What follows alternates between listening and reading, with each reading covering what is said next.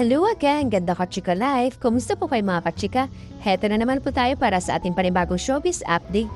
May mga kumakalat nga po na balita sa social media na engaged na nga raw po ang actress na si Miss Bea Alonzo at ang boyfriend nito si Mr. Vincent Co. Ano nga bang katotohanan dito? Alam mo, nauunahan pa ng lahat ng mga tao yung mga pangyayari sa buhay ko. I have nothing to clarify and I want to keep things private. And yeah, there's nothing to say actually. I'm very happy, yes, saad nga po ni Miss Bea sa panayam nga po sa kanya ni Mr. Nelson Canlas sa 24 Oras na merong nga po na Saturday, September 13, 2025. Maraming fans nga po ni Miss Bea Alonzo na naghihintay ng grand boyfriend reveal nito. Reaction dito ng actress, parang alam mo, huwag na kayong maghintay kasi walang magiging grand reveal. I really want to focus on my personal life being private right now. Parang feeling ko, ang dami kong natutunan sa lahat ng pinagdaanan ko sa buhay that I really want to keep my personal stuff really private at this time. Inamin nga po ni Miss Bea ang relasyon niya kay Mr. Vincent Co sa GMA Gala 2025 noong nga pong August 2, 2025 sa panayam nga po ng GMA News. Makailan nga po ay nilunsad niya ang mga bagong disenyo ng kanyang travel organizer brand na Bash. Bukod pa rito, kadagaling lang niya po sa Central Europe para magbakasyon. Pinagtutuanan daw ni Miss Bea ng pansin ang ilang family matters na ilang taon niyang hindi maasikaso dahil sa kaliwat ka ng trabaho. Pahayag na po nito, I've been in the business for almost 25 years na. Can you imagine? So parang now, this is the time to tap on the things that I haven't done before. Feeling ko hindi ko pa nare-reach yung full potential ko when it comes to the other things like business and I'm really enjoying discovering kung ano pa yung kaya kong gawin. Sa nasabing event nga po kasama ni Miss Bea ang boyfriend nito si Mr. Vincent. Kitang-kita ang saya nila sa mga larawang binahagi nga po ng beauty doctor na si Dr. Ivy Chu. Dumako naman po tayo sa iba nating showbiz update matapos nga po sumambulat ang interviews ni na Mr.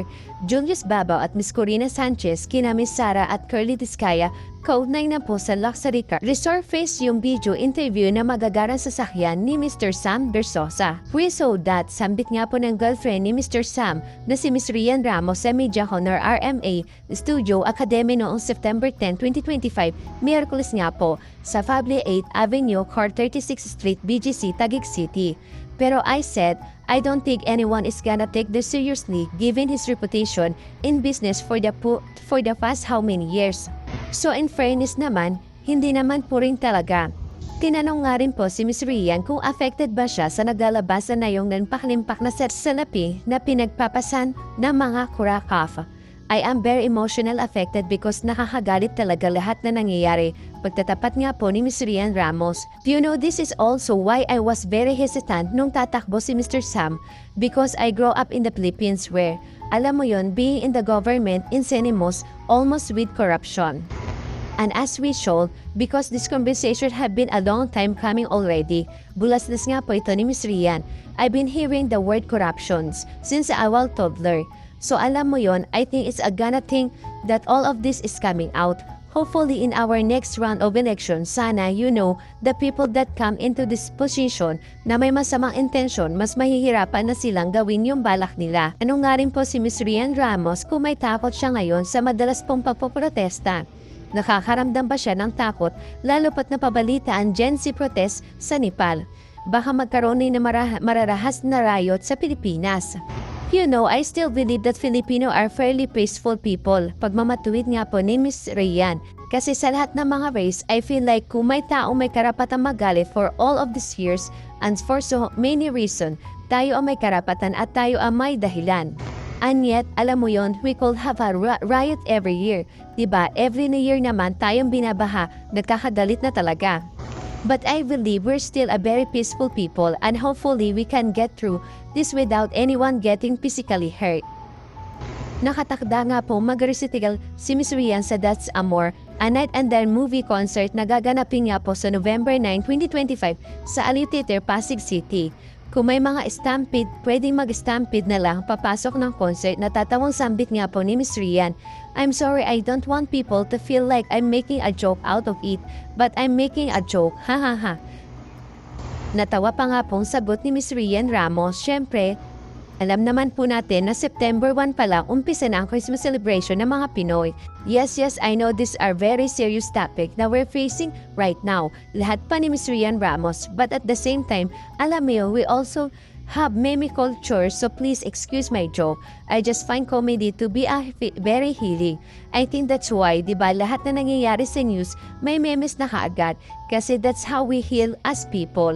Magpapasiklab din po sa The Amor a Night at the Movies sina Jose Marichan, Sia Dantes, Tali Soto, Miss Scarlett Snowbear, Paiburi Esqueleto, Michelle D, Maymay Entrata, at si Miss Ina Rimondo. Andyan din po sina Pepe Herrera, Renzo Jaworski, Aware Soto, Chema Galanza Emogen, Rain Kilmar, and Jan Arsenas. Ito nga po ang third annual concert ng RMA Studio Academy kung saan alam naman po natin na abala ang artist director at vocal coach na si Mr. Jade Zeracio. Naman na rin po ni Ms. Rian Ramos na nagsimula na sila mag-taping para sa book 2 ng Encantadia Chronicle Sangre. Nagsimula na kami mag-book 2.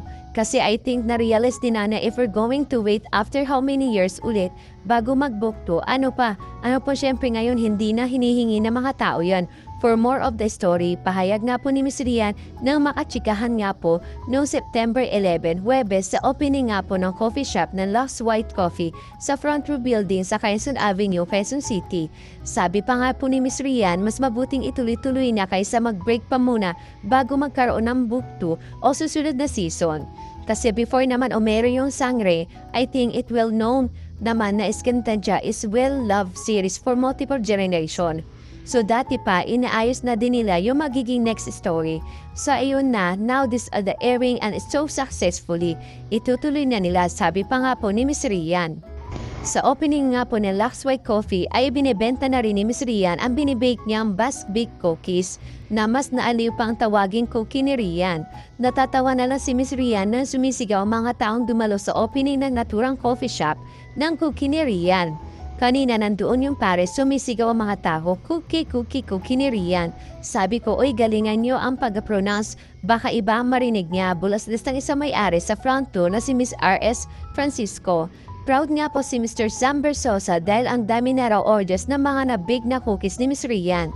Sabi pa nga po ni Mr. Sam, yung Basque Bake Cookies ni Rian, yung talagang brand ng cookies na yan. Matagal na yon. Actually, matagal na nag-viral yun kasi before na nag-bake siya, nakabikini kaya yon at talagang nag-viral. So akala ng mga tao ganun talaga siya mag-bake pero she did it just for.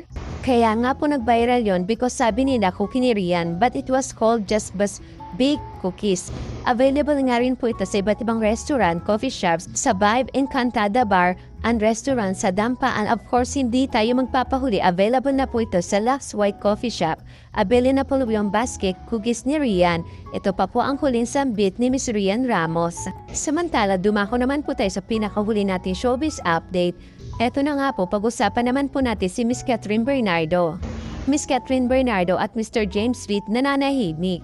Wala nga pong bagong update sa inaabang ang unang pagsasamahang teleserye ni na Miss Catherine Bernardo at Mr. James Reid.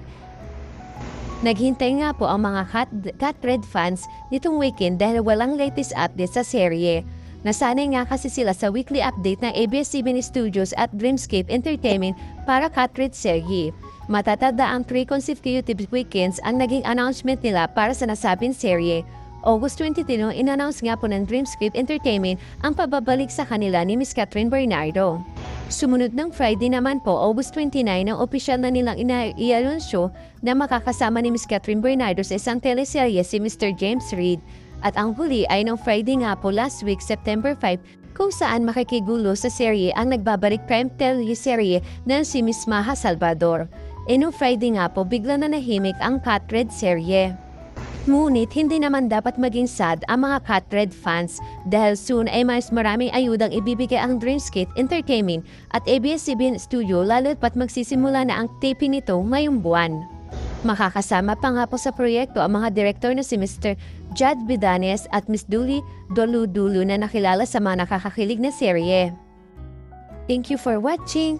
Kung nagustuhan niyo po ang video ito, subscribe na sa Starlight Showbiz YouTube channel.